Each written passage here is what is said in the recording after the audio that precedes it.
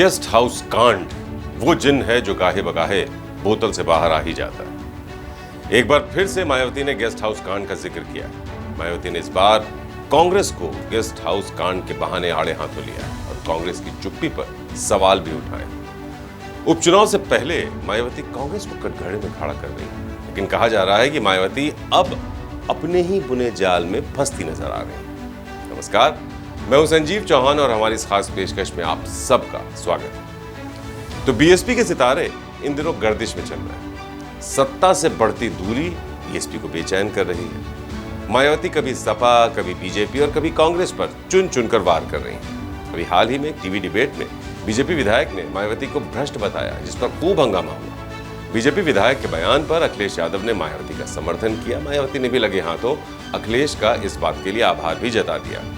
इस बीच मायावती ने guest house कांड को लेकर कांग्रेस पर निशाना साधा है। मायावती ने सोशल मीडिया प्लेटफॉर्म एक्स पर लिखा कि सपा, जिसने 2 जून 1995 में बीएसपी द्वारा समर्थन वापसी पर मुझ पर जानलेवा हमला कराया था, तो इस पर कांग्रेस कभी क्यों नहीं बोलती है, जबकि उस दौरान केंद्र में ही रही कांग्रेस सरकार ने भी समय से अपना दायित्व नहीं निभाया था। लेकिन मायावती अपने इस बयान में कुछ कंफ्यूज सी नजर आ रही है। अब ऐसा क्यों कहा जा रहा है, इस बारे में अपनी रिपोर्ट में आपको आगे बताएंगे, लेकिन उससे पहले यह जान लीजिए कि गेस्ट हाउस कांड था क्या। तो इस कांड को जानने के लिए इतिहास से कुछ पन्ने आपको पलटने होंगे। ये कांड यूपी की सियासत में एक बदनुमा दाग की तरह है। दरअसल 2 जून 1995 को मायावती ने सीएम पद को लेकर सपा सरकार से अपना समर्थन वापस लेने का फैसला किया था। यूपी में उस वक्त मुलायम सिंह यादव की सरकार थी।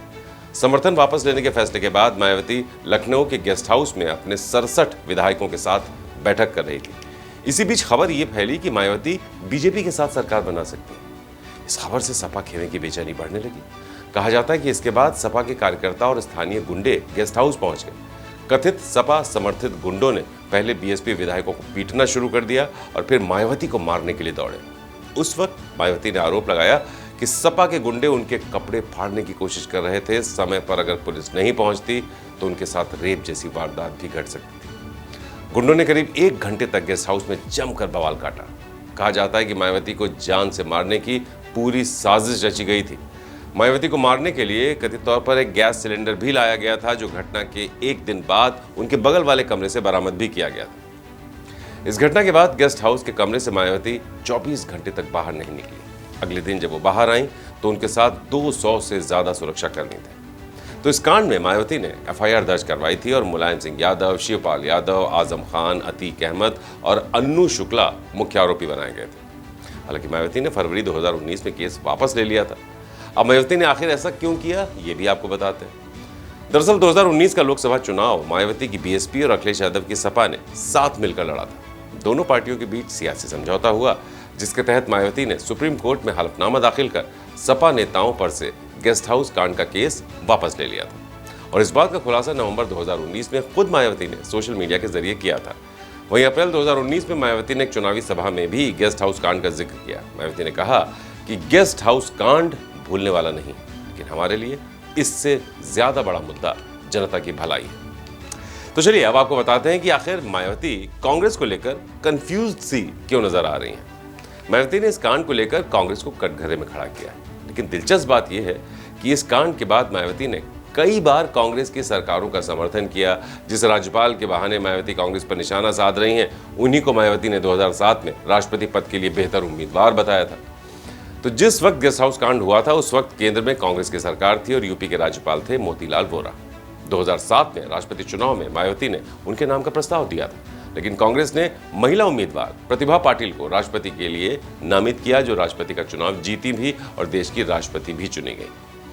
तो मायावती का कांग्रेस वाला जो ये स्टैंड है, ये वाकई चौंकाने वाला है। कई जानकारों का मानना है कि कांग्रेस का यूपी में बढ़ता जनाधार मायावती के कांग्रेस पर सियासी हमले की एक बड़ी वजह है।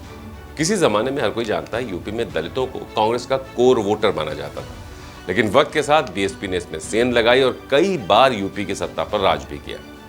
ये भी आपको बता दें कि लोकसभा चुनाव के नतीजे बीएसपी के लिए निराशाजनक ही रहे। 2014 की तरह 2024 में भी बीएसपी का खाता तक नहीं खुल पाया। 2022 के यूपी विधानसभा चुनाव में भी बीएसपी ने महज 1 सीट पर जीत दर्ज की। अखिलेश यादव ने इस बार पीडीए यानी पिछड़ा, दलित और अल्पसंख्यक का नारा बुलंद किया और शानदार जीत दर्ज की। पीडीए की सफलता मायावती के लिए खतरे की घंटी की तरह है। माना जा रहा है कि दलित वोटरों ने इस बार सपा और कांग्रेस को जमकर वोट किया। नतीजा, मायावती का वोट बैंक सिमट कर सिंगल डिजिट में आ गया। इस बार लोकसभा चुनाव में बीएसपी को 9.3% वोट मिले। उपचुनाव में बीजेपी जहां जीत पाने के लिए बेकरार है, तो सपा ने भी उपचुनाव को अपनी नाक का सवाल बना लिया है। वहीं कांग्रेस कितनी सीटों पर चुनाव लड़ेगी, ये अखिलेश की कृपा पर निर्भर करेगा। बीएसपी भी इस बार उपचुनाव के अखाड़े में कूद चुकी है। चंद्रशेखर की आजाद समाज पार्टी भी पूरे दमखम के साथ चुनावी मैदान में है। चंद्रशेखर ने नगीना से लोकसभा का चुनाव जीतकर ये बता दिया है कि यूपी के दलित वोटरों का रुख अब बदल रहा है और वो बीएसपी से इतर भी सोचने लगा है। तो माना जा रहा है कि बीएसपी के लिए चंद्रशेखर की बढ़ती लोकप्रियता एक बड़ा सियासी खतरा है, जिसके चलते मायावती को अपनी रणनीति बदलनी पड़ रही है। मायावती बीजेपी और कांग्रेस दोनों की मुखालफत करती रही हैं। वहीं सपा को भी आईना दिखाने में वो कभी देरी नहीं करती। SC/ST आरक्षण के मुद्दे पर मायावती को बीएसपी का एक रिवाइवल प्लान नजर आ रहा है, जिसकी वानगी मायावती के भारत बंद में देखने को मिली। मायावती को छठी बार बीएसपी का राष्ट्रीय अध्यक्ष भी चुन लिया गया है। ये भी आपको बता दें, बीएसपी के संविधान के मुताबिक अध्यक्ष पद का कार्यकाल 5 साल का होता है, यानी अगस्त 2029 तक वो बीएसपी की अध्यक्ष रहेंगे। बहरहाल, अंग्रेजी की एक कहावत है कि डू और डाई, यानी करो या मरो। तो बीएसपी अपने सबसे बुरे दौर से गुजर रही है। लगातार मिल रही नाकामयाबी बीएसपी की सबसे बड़ी समस्या है, जिसका एकमात्र हल जीत है। उपचुनाव में बीएसपी का प्रदर्शन ही 2027 की डगर तय करेगा। अब बीएसपी को विधानसभा उपचुनाव में क्या कुछ हासिल होता है, ये देखना बहुत दिलचस्प होगा। नमस्कार।